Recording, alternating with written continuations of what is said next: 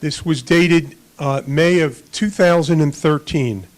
I hope the mailroom will let you read my letter. It could mean a lot to 5 women known as Rosie the Riveters. Some time ago, I wrote to President Obama and asked for a group of Rosies be invited to the White House to meet with both of you. I realize how busy both of you are, but he finds time for sports stars. That's a lot of moxie there. So why not us too? We are as cute as they are. I think they're cuter. What does everybody think? I told my story in the letter, and then this article was in the paper with the other 4 Rosies telling their stories. So perfect for you to read about each one of us.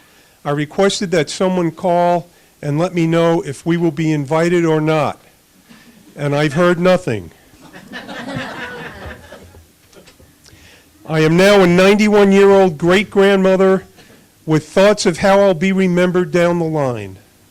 In this now disposable world, I think I need a grand slam.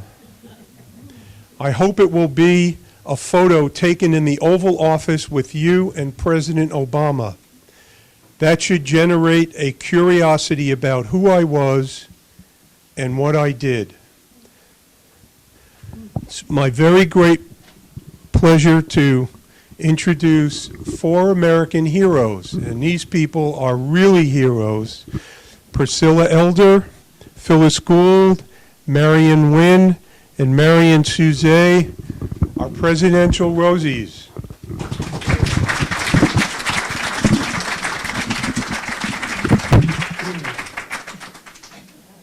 Who would like to speak first? Well, I will. I wonder.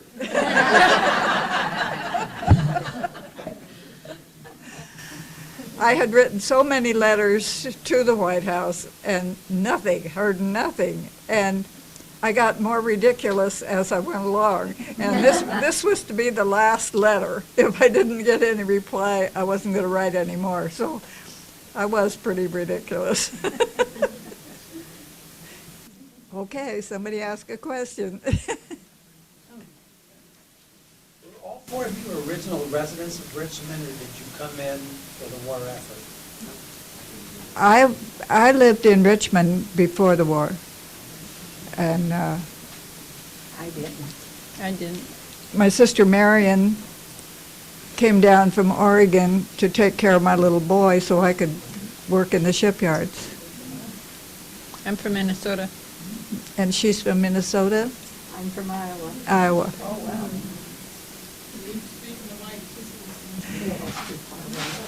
Okay, what do you want me to talk about? So what did you do in the shipyard?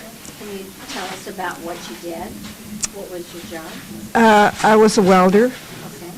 at Prefab, where we built the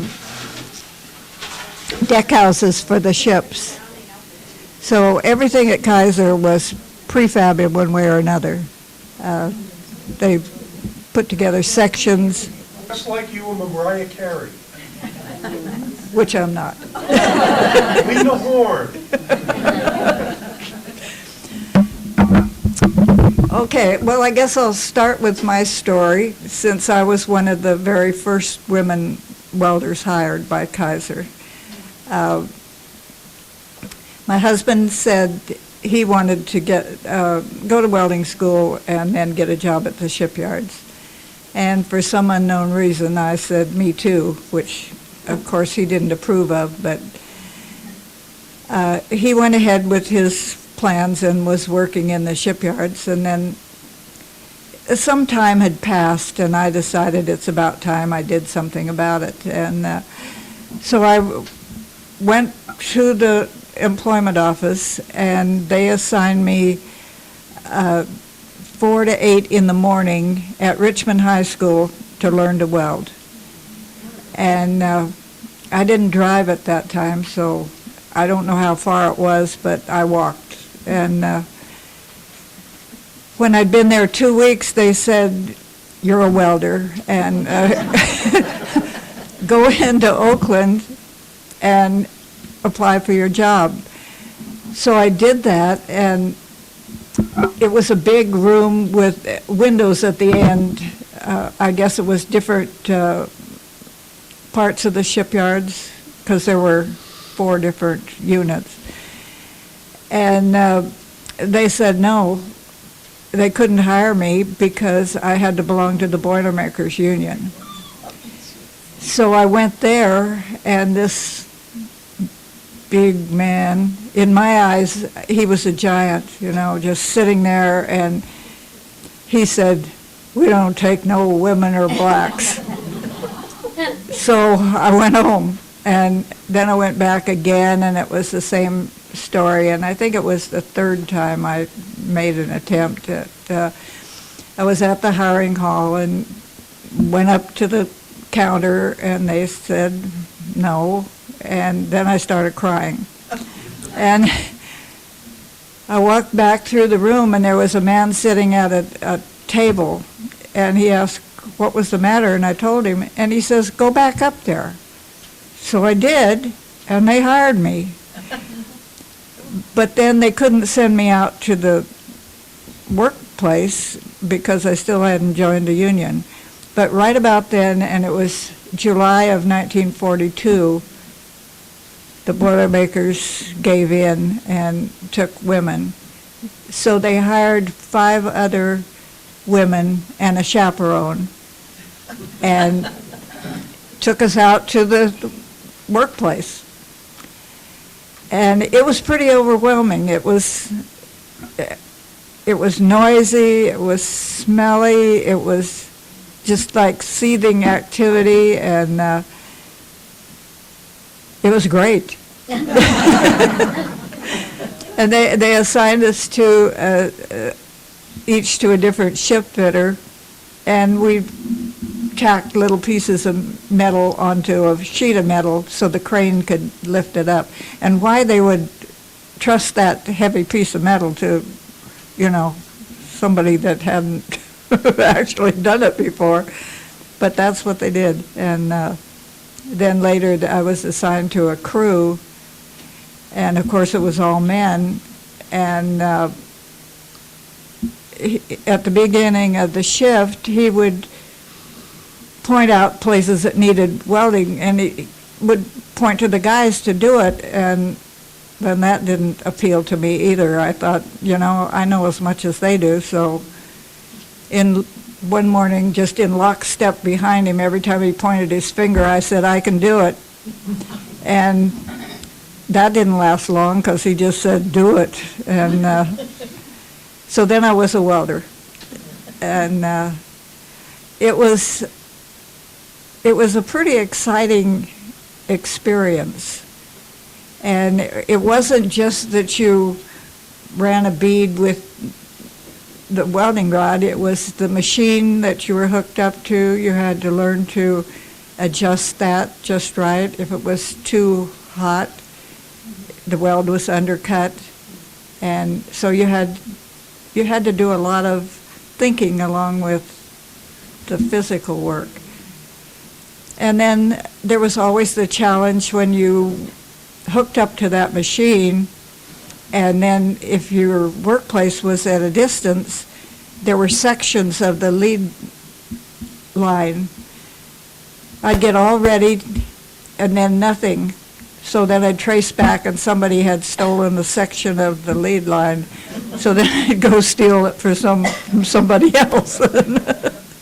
So that was always a challenge. And I did really well. I just took to it, and I always did think that women were better at it than the men, because most women had done handwork, crocheting or embroidery, and so for me, I wanted that weld to look pretty. I wanted it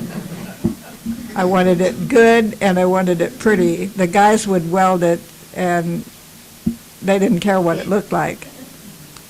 So I joke about, if you go in a ship, you can tell whether a woman welded it or a man did. Eventually, I worked up from the 90 cents an hour we got as a new hire up to $1.20, and that was a journeyman on day shift. And by that time, the family kept coming and the house got smaller, and I wanted on graveyard shift, and there weren't any women on graveyard shift. So again, I went upstairs to appeal to the supervisor, and he was used to me coming up for one thing or another. So I finally talked him into it, and later he came climbing up the 3 stories high and said, "I haven't seen you in the office." And I said, "Because I've got everything I want." But I became a Navy certified welder finally, and that was top of the line. Did you get paid more money? No. It was just personal challenge, and I really, really enjoyed the work. How long did you do it, like, from what to what, the span of time? Well, from July of '42 to the end of the war, with spaces in between when my husband would demand that I quit. And I have a letter from my father, who was in the Army, and he'd come to visit, and he says, "Phyllis was supposed to quit today, but she didn't." And so it was kind of a back and forth, and eventually my husband left because he couldn't handle me doing the same work he was doing for the same pay. And it was a time when men were the head of the household, and they expected to take care of their families. And we didn't we didn't go along with that always. I have a very dumb, I think, question. At the start of a ship, does it start being built on the land or on the water? The very start of the ship, what do they call that? It was on the land. Start on land. And I think Kaiser did it different than most places. At Yard 3, they built, what did they call them, Mary? Basins, and troop ships. Yeah, well, no, the area that they built the ships, and then they flooded it with water. Basins. Yeah, and at Yard 2, they launched them down the ramp into the water. Although working at prefab on the deck houses, I never saw the ships. And at one time, we were sending a complete deck house out the end of the craneway every day. The 3 shifts would build these 3-story units. Every day you build one? Every day they would slide one out of there. They built 747 ships. 747 ships were built in the Richmond shipyard. Okay. Well, I am Priscilla Elder, and I come from the state of Iowa. I had a sister living in Oakland, California during the war, and when the war came along and they needed help, she called and said, "Better get out here and get a job because they need you bad." So I picked up my little boy and we came to California. He was 20 months old. So they already had a housing in Richmond because they were building a lot of those apartments. And she said, "If you come right away, I can get you one right where we're at." So they lived downstairs and I lived upstairs. For somehow, she was an electrician, and when I came, I was an electrician. I also had twin sister, and she came later, her and her husband both. He became a welder, and she was an electrician. Anyway, I had my child in child care while I was living in Richmond, and all I did was I assembled the electrical panel boxes that went onto the ship. I never worked on the ship, I worked in a shop. And they just showed me what to do, and I did several of them. They said, okay, you're hired, you're doing okay. So that's what I did from January of 1943 till the end of the war. Of course, at that time, we knew we were working to help the government and the boys that had gone to war and the men. So to us, it was kind of a thrill that we got to do something beside housework and taking care of, in my place, taking care of my child, but growing up, one of 11 children, and being one of the older ones, took care of all the ones that came after me. I did my job. I did work the day shift, which I was glad because since I had the child, and I did spend many nights by myself with him, but I took my time sewing, I embroidered, I crocheted, I just did a lot of different things, and so that's how I passed my time. I was glad to get to work. I started at 72 cents an hour, and I worked up to 90 cents an hour when the war was over. But that was really good because when I was 16 years old, my twin sister and I went and we plucked chickens for 2 cents a chicken. So can you imagine how many chickens they had to pluck to make any money? But anyway, I can't say too much about the war because I was really busy with my own little boy. But then later on, my sister and her husband, they moved away. So he had a brother-in-law in San Francisco.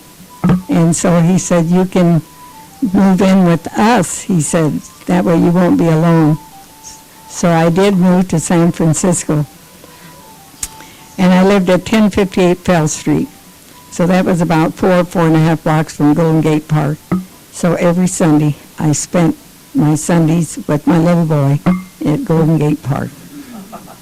I did enjoy my work, and I really did fall in love with California. In 1942, my husband was drafted, and he was working under George Patton's as in the tank division. And so in 1945, I think it was in February, they were in Austria, and they were fighting the Germans at the time, and he was a radio person, and they were halfway up a hill, and he got word that they should stop because the Germans were already at the top of the hill. So they stopped. Well, pretty soon George Patton got on the phone and he says, what are you doing stopped halfway up that hill? And my husband says, I got word that the Germans are already up there, and if we go up there, we'll get hit. He said, you get on up that hill and get them Germans. Well, they got up the hill okay, but the Germans blew their tank. The driver was killed, but my husband and 3 other men did get out, and they rolled themselves down that bank that they were driving up on. They were slightly injured, now I'm getting a little nervous. They were slightly injured, but they were in a hospital in France, I think for about 4.5 months. And then they later joined their outfit.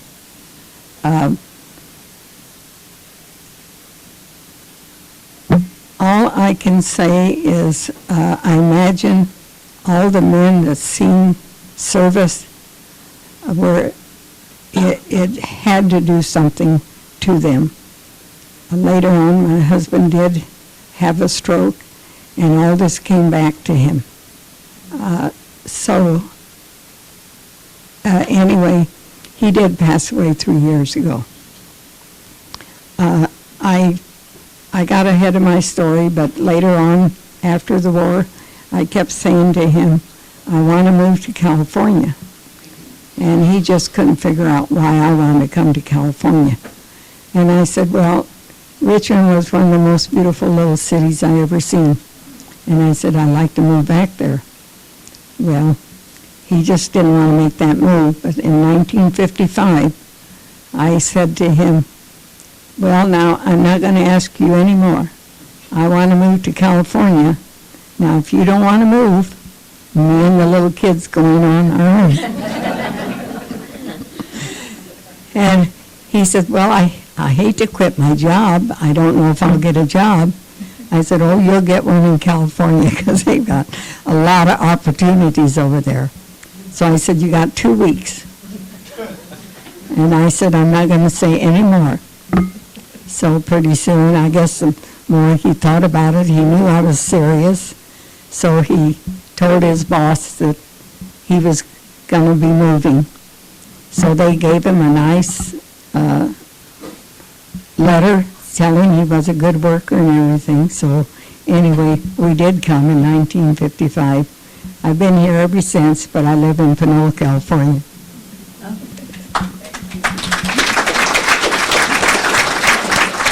So I can say this is my story.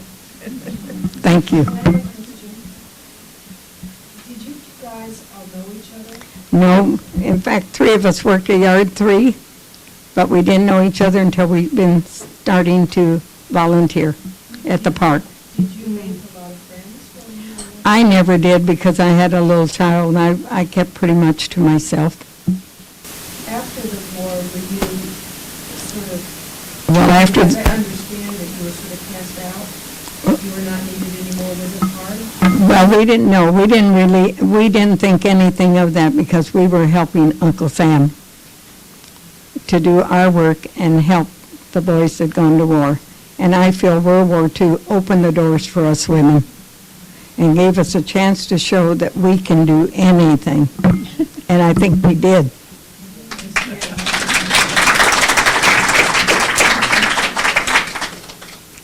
Yes, Can you describe what you experienced during wartime in the Bay Area? I can't hear you.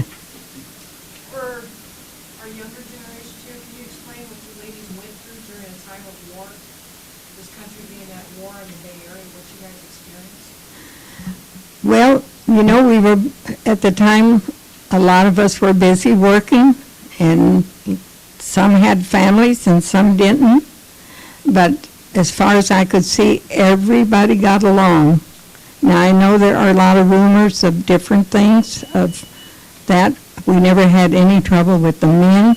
They treated us wonderful. I never had any problems with anybody. What is it?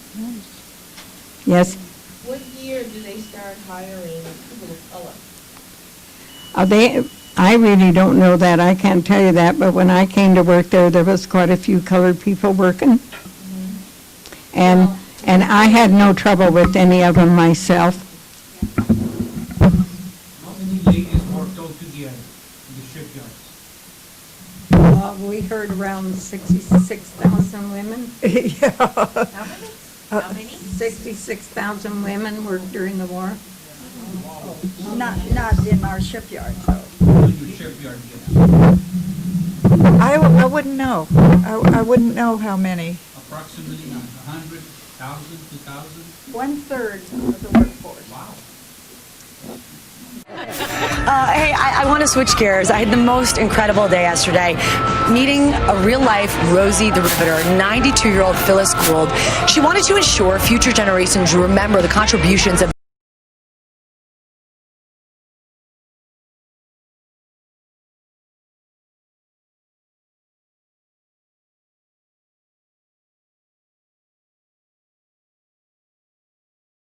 amazing. First, she said, I realize how busy both of you are, Biden and the president, but he finds time for sports stars, etc. Why not us too? We are as cute as they are. But she also said that at 91 and a great-grandmother, I have thoughts of how I'll be remembered down the line. I hope it will be a photo in the Oval Office and a curiosity of who I was and what I did. And yesterday, that persistence paid off. Where's Phyllis? How are you, kid? Good to see you. I'm so happy you came. 92-year-old Phyllis Gould has waited 12 years for this moment. When did you start writing letters to the White House? When Clinton was in office. And what did these letters say? Just that I felt that the women were being ignored. We were equally important. They were out on the battlefield, but we were on the home front, and that war wouldn't have been won without us. All the day long, where the rain or shine, she's a part of the assembly line. That's because at the advent of World War II, as men departed for the battlefields, 20 million brave American women entered the workforce for the very first time. Throughout America, women are replacing draftees and relieving skilled men needed in other jobs. Quickly turning gender stereotypes on their heads, becoming welders and electricians. The jobs in defense industries can be done by women today. Adventurous and independent, famed for their red bandanas, they were known as Rosie the Riveters, women who rescued the economy, paving the way for all of us in the workplace today. Thanks to a little encouragement from their motto, we can do it. 70 years have passed, but I had the pleasure of finding out that can-do spirit of the Rosies hasn't aged a day. What do you want young women to know about the Rosies? Well, we stepped out of traditional roles to take a new one and prove that women can accomplish a lot that we weren't given credit for, and like yourself, I mean, yeah, how about it? You paved the way. You paved the way. What does it mean today to be standing in the White House, being recognized for your service? Thrill of a lifetime.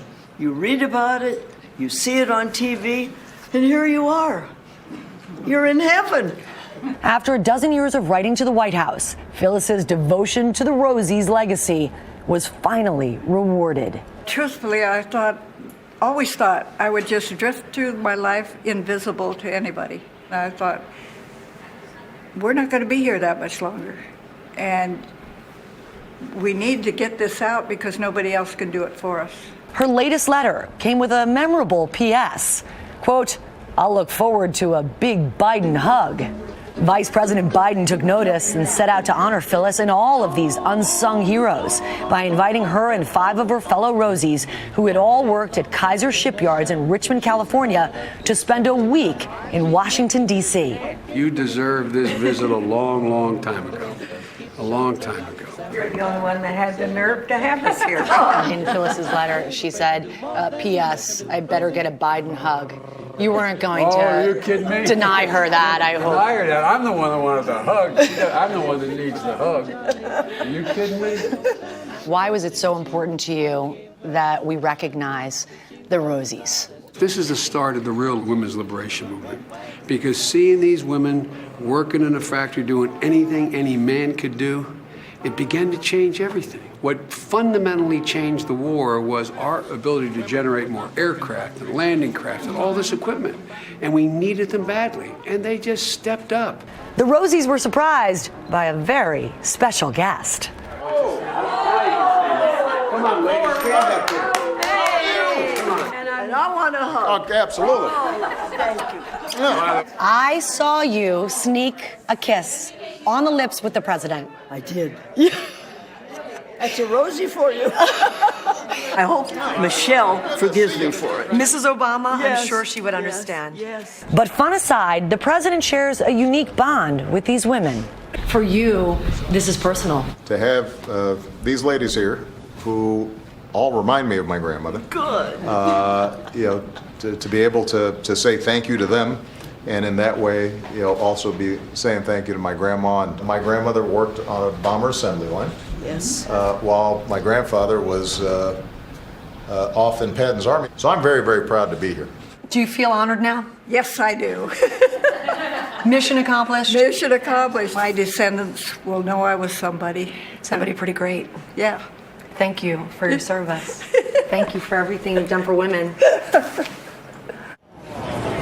The real life Rosie the Riveters, and right now George and Sarah, they are at Vice President's personal residence having breakfast together. Hi Rosies, we what love a you. special Thank week. you. So happy for them. That was so great. Thank you. Yeah. Thank really you. great. My name is Marion Wynn.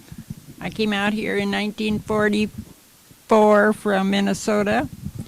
My dad came out in 1942, and he came home in 1943 to see all of us. We had 11 in our family. One of them had died, but 10 survived. And I was the third in the line. So my older sister had quit school, so he brought her back out here with him. But she didn't like it, so she came back home. And he told me I had to graduate or I couldn't come at all. So I had one more year to go, and I graduated and went to southern Minnesota and got a job bagging granulated rock wool. And every night when we got home, we had to take a salt bath to get rid of all the dust that was in our pores. And he wrote and told me if I would quit that job, he would send me the money to come home on, or to come out on. And I told him, you got 8 more kids at home besides my mom, so I'm making my own way.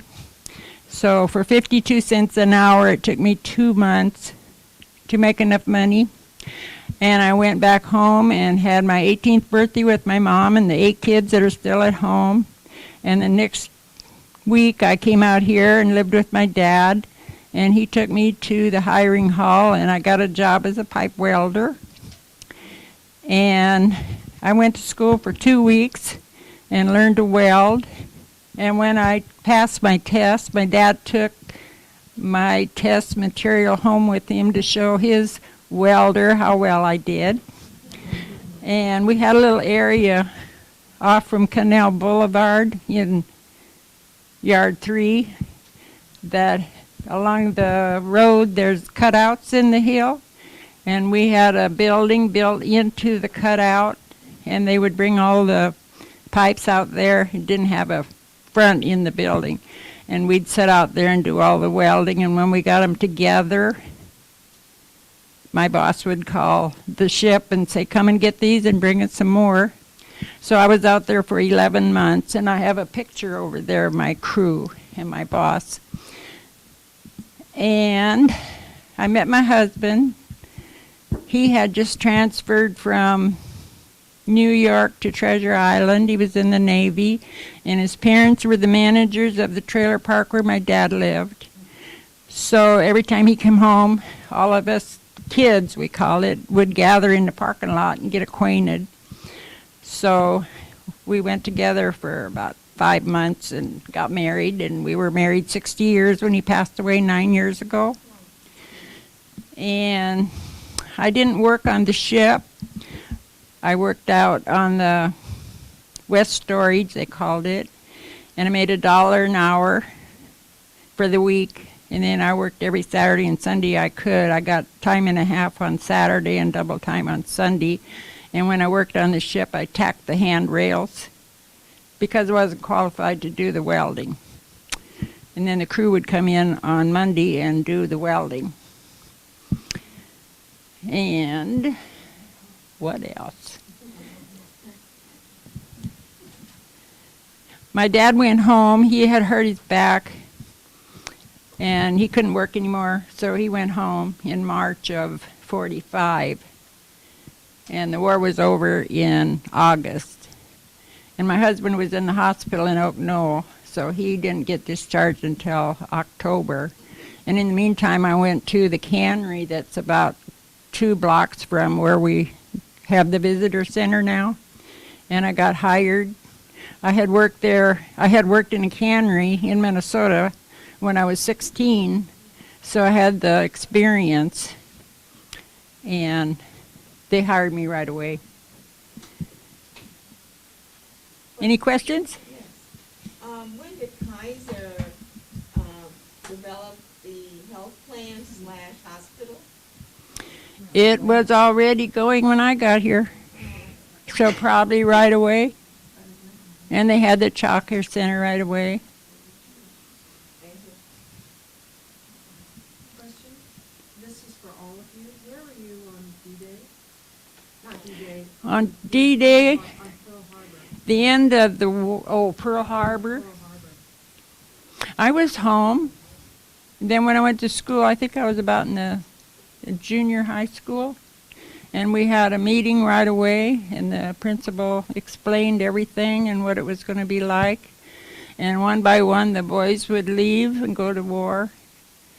And when I graduated, we only had about 3 boys in our class because they'd all gone to war. Some of them got killed, some got injured, some came home. And my brother was in, I think he was in Missouri at the time, in a camp. And he came home when I was in the 11th grade.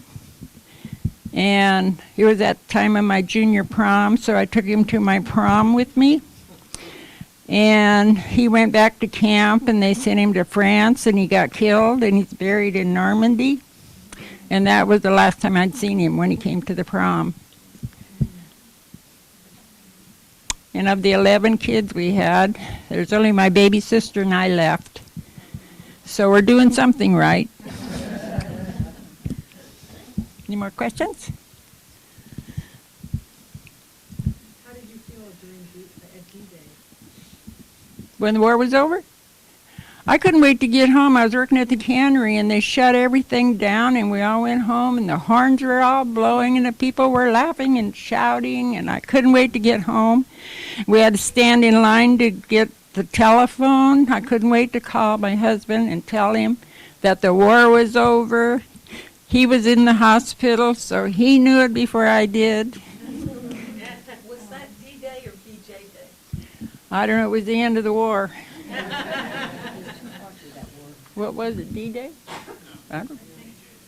I know it was the end of the war and he was coming home. Next? Okay. It was a long time ago.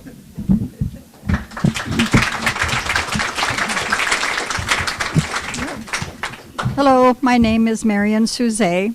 I'm Phyllis's younger sister, and I came to California in 1942 because she needed a babysitter for my nephew. So I rode a Greyhound bus and came down just for the summer. But that summer I met my future husband, who happened to be in the Coast Guard and stationed at Government Island, which is a little place between Oakland and Alameda, and it still is the Coast Guard headquarters. So his buddy's parents lived down the street, so he would pass by the house, and the backyard of the house was not developed, so I was in the front yard a lot with my nephew, so, I met him. And things developed, and so I decided I wasn't going to go back to Oregon where my family was. And so I enrolled in Richmond Union High School for my senior year, and we actually got married that spring. So, but when I graduated from Richmond High, I had an art class teacher that recommended me for a special class at UC Berkeley. It was a 6 weeks course in engineering drawing, and I learned to draw blueprints and tools. And so after 6 weeks, I was hired right out of the classroom and went to shipyard number 3 in the engineering department as a draftsman. I was only 17, so I had to lie about my age, but that was kind of common, and it was done a lot. Certainly a lot of the servicemen did that, but I always say I got square with Social Security later on. So, but my job, I was technically an office worker, so I had 8 to 5 every day and just 5 days a week. And because we were not a union, my pay wasn't anything near what my sister was getting. And actually, we had another sister who was a welder, too. So, but $35 a week went a long ways back in 1942 and 43. my job was a lot of the room was big, but there was about 15 or 20 women draftsmen like myself, and they were schoolgirls like myself, and service wives who did this. But we had another room that had the master draftsman in there that did the intricate, beautiful training that they'd had for years of schooling. What I did was just general things like I would go with the maritime inspectors onto the ship, and they would find little things that had been done wrong, or they'd use the wrong type. One time it was just a bolt that was the wrong size, and that had to be noted, and then the blueprints changed. But I had a job that lasted literally months. At shipyard number 3, we built troop transports. The other shipyards built cargo ships. And our ships were built in the basins, so that when they were finished, then they slowly let the water in, and then when it popped up, it was technically launched. But they had built the first ship, it changed some things inside, and my job was to, the officers' quarters had 2 bunks in there, and I had to put 3 bunks in there. And each change required 3 drawings, so it wasn't just one drawing. So here I was, 17 years old, erasing architects' drawings and putting my own pencil marks in there. So it was an exciting time. Everybody was on the same level of patriotic feelings. We all had a common goal. There was actually a really an energy in the air, and downtown Richmond was just a beehive of activity, and it was 24 hours a day. Everything was open 24 hours a day. So for a young teenager, it was exciting, and I worked a year until I was 8 months pregnant. And I couldn't get my foot up on the Keys System bus anymore. So I went home and, assumed the life of a serviceman's wife and a mother and a homemaker, and was happy to do it. We knew that we were there for the duration, and so there was no hard feelings about giving up the job. I still like to draw. I still like to do painting and things like that. So that's still in my life, but I'm happy that I could serve my country. I'm glad that I had a talent that they could use. So. Who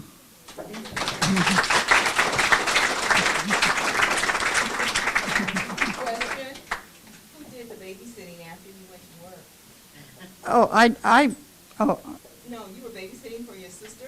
Well, what happened is she found another mother that had a child that moved in with them.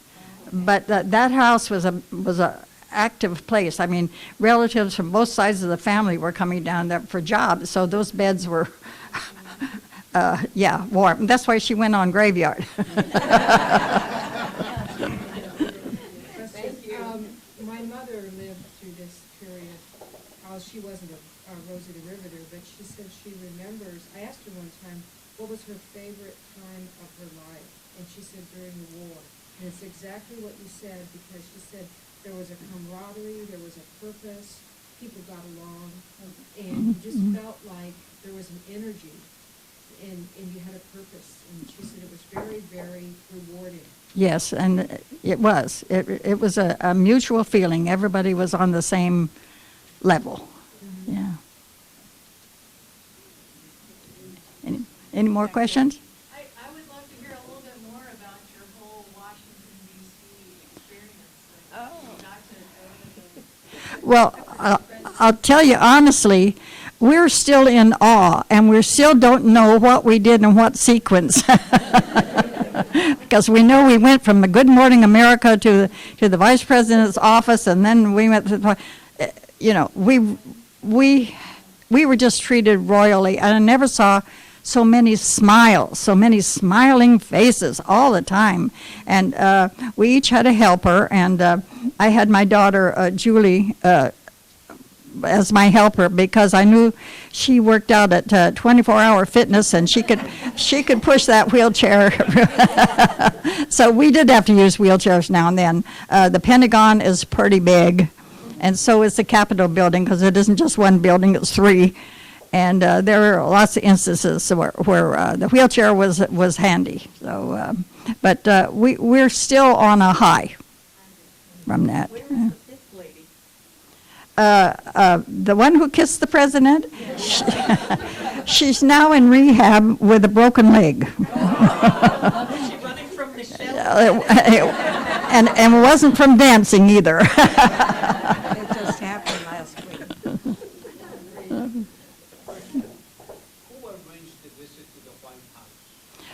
It was Vice President Biden's office that did that. The letter actually worked.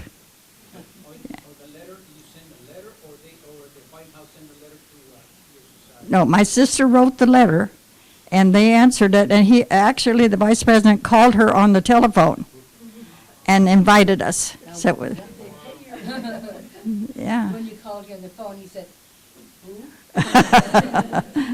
Would you like to hear the phone call? Yeah, that would be. Oh. I would have said, who? I don't believe you. A long time. This is audio only.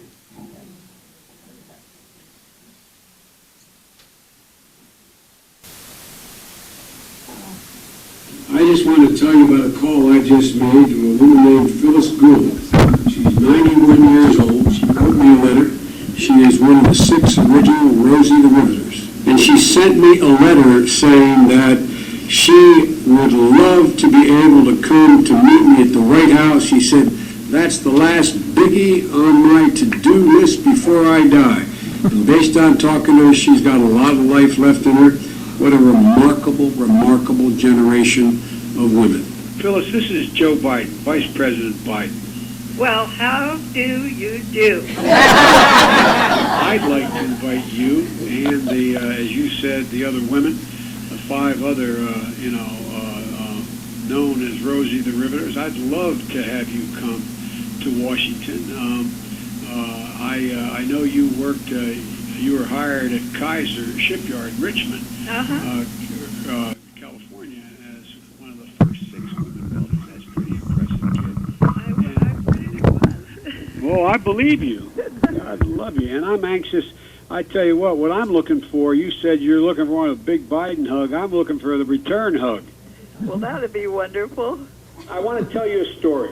Okay. I went over to the 50th anniversary of the invasion of Normandy, and it was a moving event, and I was there with 3 men who landed on the beaches of Normandy on that day, and 1 U.S. Senator and 1 congressman, and then Bob Dole and Dan Inouye, who landed came up from North Africa into from Sicily to landing in Italy for the liberation of Rome.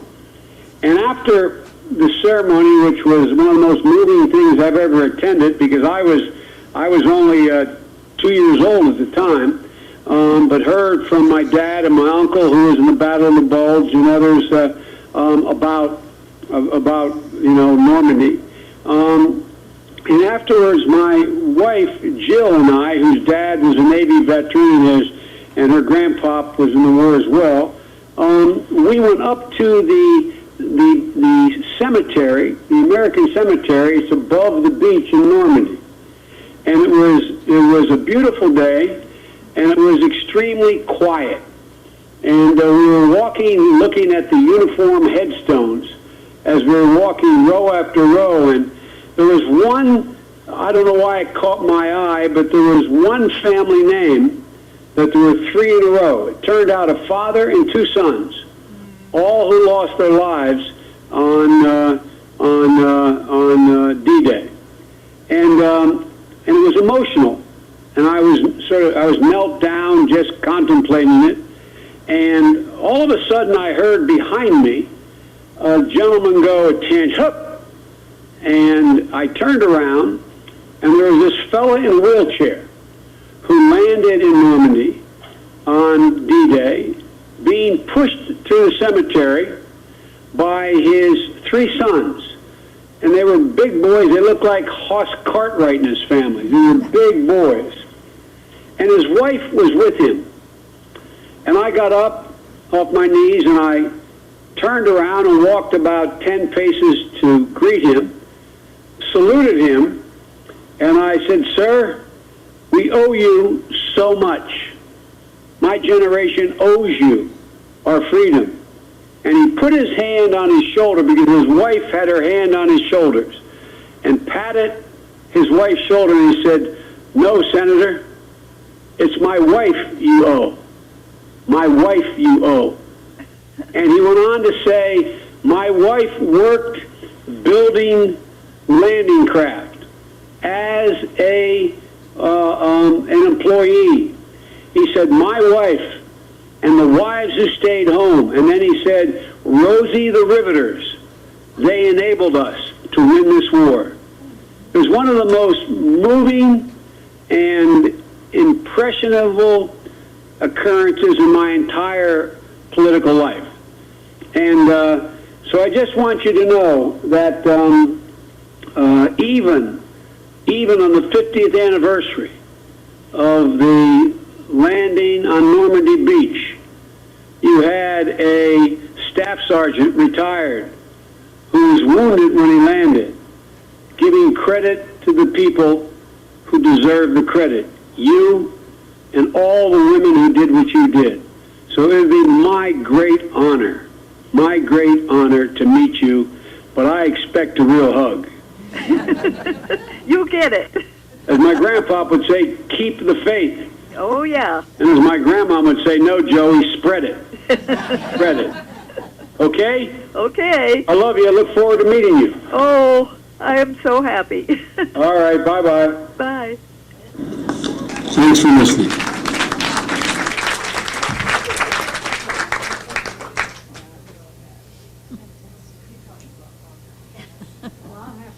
House on Tuesday morning, and it happened that Tuesday morning was April the 1st.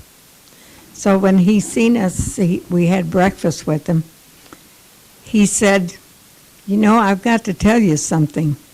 My wife woke me up at 6:30 this morning to tell me I better get up and go downstairs because the Rosies are down there waiting for you."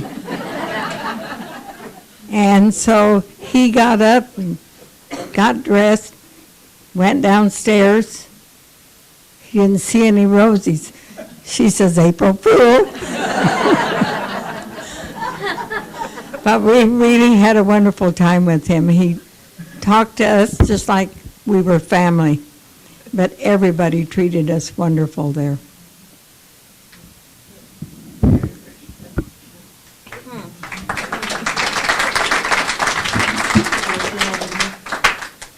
Wondering, we found out how much you worked and how hard you worked. How did you play? Did you play hard? What did you do for recreation? It seemed like you took care of children and worked, and that's about all. Went dancing. Now, when are you talking about? During the war? We were too busy during the war, working. But somebody said they went dancing. I thought she was pregnant.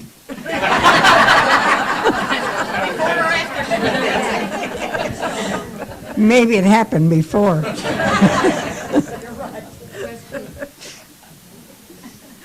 many Rosies are still living?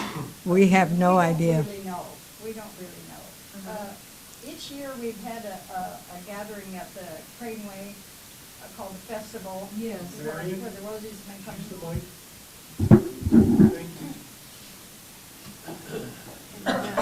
Both of them. Each year the park has a festival, although this year they're not. But the Rosies have been coming since, I guess, 2000. And they're getting less and less and less. But it's, that's our age. Yes, I understand. Yeah. So I have no idea. No.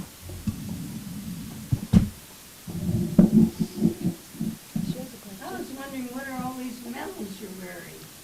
Different things on. Well, we have a badge from Joe Biden. This is our, Yeah. This is Joe Biden pin. Is that your original picture from the shipyard? Yes, that, Phyllis's, You have on your vest? yes. This is my original badge. There are some folders here, brown folders somewhere. And there is a picture of me with my badge in it, and when I discovered it was me, I have autographed all of them. So I don't, there's plenty around here, I think, but I'm not sure. Against the window wall, there's a table with bios on everybody in the, By the way, I want to let you know I am 94 years old.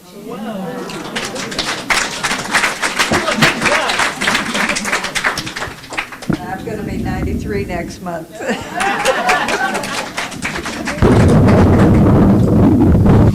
Surprise, I'm the baby. I was 88. Beat her because I was 88 in January.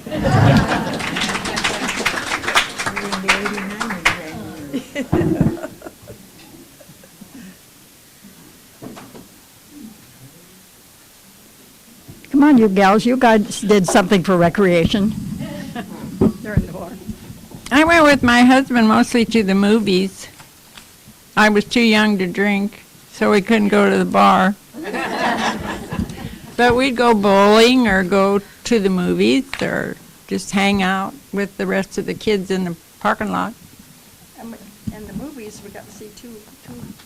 Oh yeah, we saw 2 movies and a lot of sleeping bodies because a lot of people slept there. They didn't have any place to stay. So they'd go there and watch the movie, then fall asleep and stay there till morning and go back to work. Sure.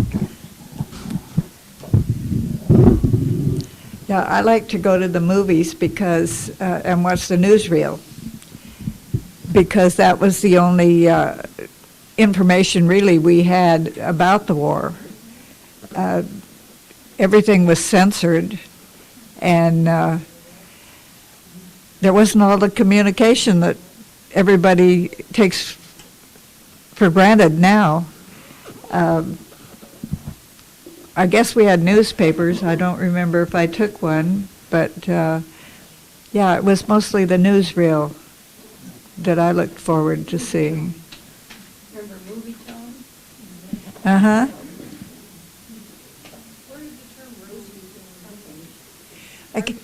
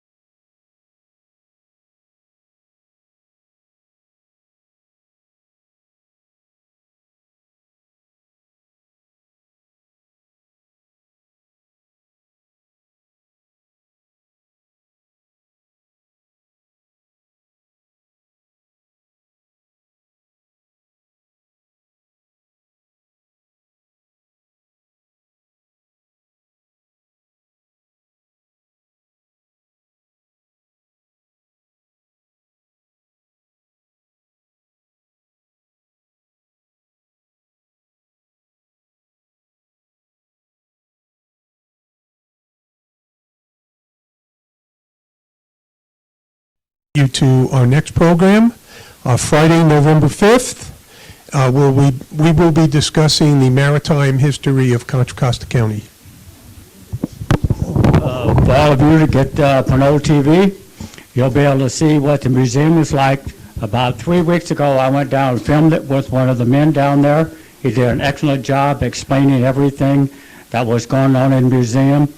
It's a great place to go. I spent about 3 hours down there with this gentleman, and I think everybody in here, if you can, should go down and check it out, because they've really done a great job on presenting everything that these ladies have done.